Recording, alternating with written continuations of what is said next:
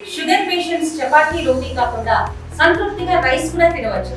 Doctor rice, sugar free rice, doctor rice, diabetic rice, sugar పెంచని బియ్యం, doctor rice. MLC కవిత లేఖ అంశం ప్రస్తుతం చర్చనీయాంశం అవుతోంది. ప్రభుత్వ విప్ ఎమ్మెల్యే బీర్ల ఐలయ్య గారు ఉన్నారు, మాట్లాడదాం. కవిత లేఖ నిజం కాదు అనేటువంటి వాళ్ళ పార్టీ ఖండన చేస్తూ ఉంది. వాళ్ళ పార్టీకి సంబంధించి ఫేక్ లెటరు వాళ్ళు ఆరోపిస్తూ ఉంది ఏంటంటే ఈడీ కేసులో ముఖ్యమంత్రి రేవంత్ రెడ్డి పేరు ప్రస్తావనకు వచ్చింది, దాన్ని డైవర్షన్ చేయడానికి లేఖను తెరపైకి తెచ్చారనేటువంటిది వాళ్ళ ఆరోపణ. ఇప్పుడు కవిత లేఖ రాసి నిజం కాకపోతే జాగృతి అన్న బయట పెట్టాలి, లేకపోతే వాళ్ళ అన్న కేటీఆర్ లేకపోతే వాళ్ళ బావ హరీష్ రావు ఈ లేఖ నిజం కాదు అని చెప్పాలి. కానీ గతంలో మాట్లాడిన దానికి ఇప్పుడు ఆమె లేఖ రాసిన దానికి పొంతన కుదురుతుంది. నిజంగా వాళ్ళ కుటుంబంలో ఈ 10 ఏళ్ళు దోచుకున్న సంపద పంపకాల్లో తేడా వచ్చింది. గతంలో పదవుల్లో తేడా వచ్చింది, ఇప్పుడు పంపకాల్లో వాళ్ళు దోచుకున్న సంపదలో తేడా వచ్చింది. కాబట్టి వాళ్ళ కుటుంబంలో 3 ముక్కలాట. మొన్న వరంగల్లో జరిగినటువంటి సభే దానికి నిదర్శనం. ఆ సభలో కూడా రాజు యువరాజు ఫోటోలు తప్ప మరి 6 ఫీట్ల ఆజానుభావుడు హరీష్ రావు గారి ఫోటో ఏడ కనిపించలే. కవితను కూడా అలా పట్టించుకుని నాదుడు లేదు. ముఖ్యంగా దోచుకున్న సంపద పంపకాల్లో తేడా వచ్చి ఇవాళ ఈ రకంగా స్పందిస్తున్నారు. మొన్న కూడా సామాజిక తెలంగాణ రాలేదు, భౌగోళిక తెలంగాణ అని చెప్పి కవిత గారు మాట్లాడారు. అదే ఉద్దేశంలో కేసీఆర్ పెట్టినటువంటి రైతు బంధు కూడా అందరికీ న్యాయం జరగలేదు, పేదోడు ఉండు, ఉన్నోడు ధనికంగా ఉండు అని చెప్పి ఒక్కొక్కటిగా ఆమె అక్కసు కలకక్కూడ వస్తుంది. మేమేమంటున్నాం అంటే ఇప్పటికైనా కళ్ళు తెరిసింది కవిత. వాళ్ళ నాన్న మీద స్వయంగా ఒక కూతురు రాసిందంటే బయట ఉన్నటువంటి ప్రజలు ఏ రకంగా విసికి వేజారిరో అర్థం చేసుకోవాల్సిన అవసరం ఉంది.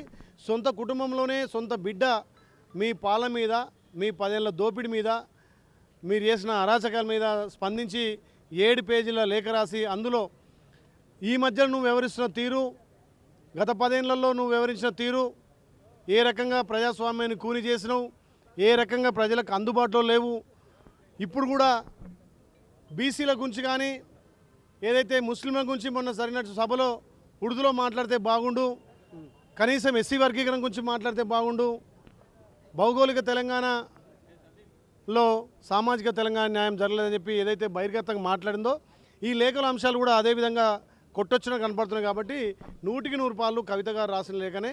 ఇప్పటికైనా కళ్ళు తెరిచి మీ నాయన, మీ అన్న, మీ బావ భాగవతాలు బయటపెట్టినందుకు మేము స్వాగతిస్తున్నాం. మరి బీజేపీ గురించి 2 నిమిషాలు ఏం మాట్లాడినామని చెప్పి నిజం చెప్పిన ఆయన 2 నిమిషాలు కూడా మనస్ఫూర్తిగా మాట్లాడింది కాదు.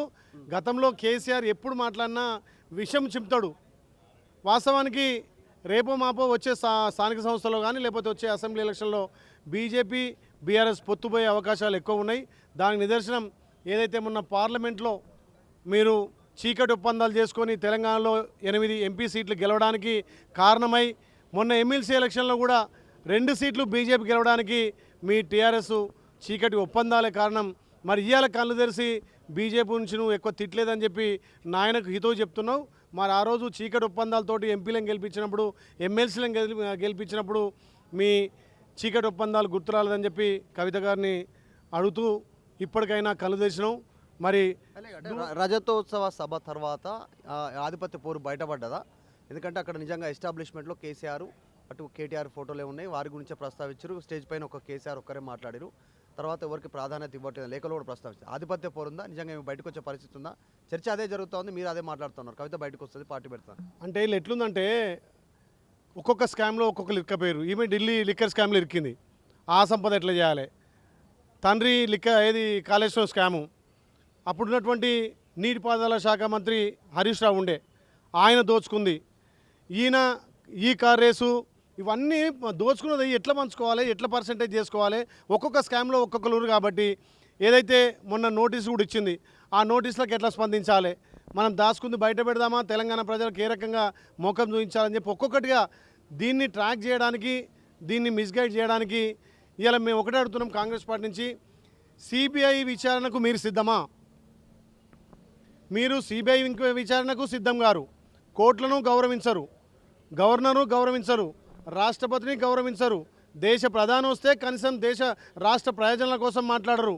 మరి దేనికోసం ఇవాళ మీరు దాచుకుంది పంపకాల్లో తేడా వచ్చి ఒక్కొక్క స్కామ్లో ఒకరికొకరు ఇరుకురు. కాబట్టి దాన్ని ఇప్పటికైనా కళ్ళు తెరిచి కవిత లేఖ ద్వారా ఇలా కేసీఆర్ రాసిందంటే కొంత కళ్ళు తెరిచి కొంత నిజాలు చెప్పకపోతే తెలంగాణ ప్రజలు ఇంకా కూడా వీళ్ళను విశ్వసించాలనే ఉద్దేశంతో కవిత గారు రాసినట్టు. మరి దీని మీద కొన్ని వాళ్ళే వీళ్ళు రాసింది కాదు వేరే వాళ్ళు రాసిందంటే మా గౌరవ ముఖ్యమంత్రి రేవంత్ రెడ్డి గారికి ఈ తెలంగాణలో ప్రజాపాలన మాకు అవకాశం ఇచ్చారు కాబట్టి మా గౌరవ ముఖ్యమంత్రి ఒకవైపు సంక్షేమం ఒక అభివృద్ధి ఏ రకంగా రాష్ట్రాన్ని ముందుకు తీసుకుపోవాలి, ఈ రాష్ట్రాన్ని భారతదేశంలో రోడ్ మోడల్ చేయాలని చెప్పి మొన్న జరిగినటువంటి క్యాష్ సెన్సేషన్లో కూడా కేటీఆర్ కామెంట్ చేస్తూ ఉన్నారు. ఈడీ కేసులో రేవంత్ రెడ్డి పేరు ప్రస్తావనకు వచ్చింది. యంగ్ ఇండియా పేరిట నిధులు సమీకరించడం డబ్బులు ఇస్తే దానికి పదవులు ఇప్పిస్తాము అనేటువంటి కార్యక్రమంలో భాగంగా దానికి సంబంధించి అందులో భాగంగా లేఖ బయటపెట్టరు కుట్ర ఉంది అనేటువంటిది కేటీఆర్ లేఖ బయటపెట్టింది. మరి దానికి తెలంగాణ జాగృతి అన్న మేము రాయలేదని చెప్పాలి. ఇప్పటికే ట్విట్టర్లో స్పందించే ఉండే కవిత, మరి సాయంత్రం వస్తుంది, ఆమె రాయలేదన్నప్పుడు దాని గురించి ఆలోచన చేద్దాం. ఇప్పుడు టీఆర్ఎస్ పార్టీ స్పందిస్తలేదు, వాళ్ళ పత్రికలలో మాత్రం స్పందిస్తున్నారు. మిగతా పత్రికలు కానీ ఛానల్ కానీ ఇది కవిత గారు స్వయంగా రాసిందని నిర్ధారణ చేశారు. ఇది ప్రభుత్వం మీద మా గౌరవ ముఖ్యమంత్రి మీద బురద వెళ్ళడానికి వాళ్ళ పింక్ మీడియా వాళ్ళ పత్రికల్లో వస్తున్నటువంటి కథనాలు తప్ప తెలంగాణ ప్రజలు మిమ్మల్ని గమనించే కదా మిమ్మల్ని ఇంటి తోలిను. ఇంకా కూడా మీకు తెలంగాణ ప్రజలు తీర్పిచ్చి మిమ్మల్ని ఇంట్లో తోలినాక మీరు సోయి మర్చిపోయి మా ప్రభుత్వం మీద మా గౌరవ ముఖ్యమంత్రి మా మంత్రుల మీద వాళ్ళ డమ్మీ మంత్రులు వాళ్ళ టైంలో 10 ఏళ్ళు దోచుకున్న మంత్రులు మా ప్రభుత్వం మాజీ మంత్రులు మా ప్రభుత్వం నుంచి మాట్లాడుతుంటే తెలంగాణ ప్రజలు ముక్కు మీద వేలేసుకుంటున్నారు. తప్పకుండా ప్రజాక్షేత్రంలో మా ప్రభుత్వం ప్రజలకు సంక్షేమాలు అందించట్లో రైతులకు పెద్దపీట వేసి మహిళలకు పెద్దపీట వేసి యువకులకు పెద్దపీట వేసి నిరుద్యోగులకు ఉద్యోగాలు ఇచ్చి ముందుకు పోతుంటే చూసి ఓర్వలేక ఇవాళ ప్రతిపక్షాలు ఈ రకంగా దుమ్మెత్తిపోయాలంటున్నాయి. కానీ ఆ ఎత్తిన దుమ్ము మీ మీదే పడుతుంది, తెలంగాణ ప్రజలు గమనించారు. ఇది కవిత లేఖకు సంబంధించి ఇంతవరకు జాగృతి కానీ ఇటు పార్టీ నుంచి కానీ లేఖ రాయలేదు అనేటువంటిది ఖండన జరగలేదు అనేటువంటి అంశాన్ని విప్ బీర్లా ఐలయ్య చెప్తా ఉన్నారు. వీడియో జర్నలిస్ట్ జాఫర్తో మధు మల్కేడికర్, అసెంబ్లీ. ఇండియా పాకిస్తాన్ తాజా అప్డేట్స్ కోసం డౌన్లోడ్ చేసుకోండి RTV లైవ్ యాప్.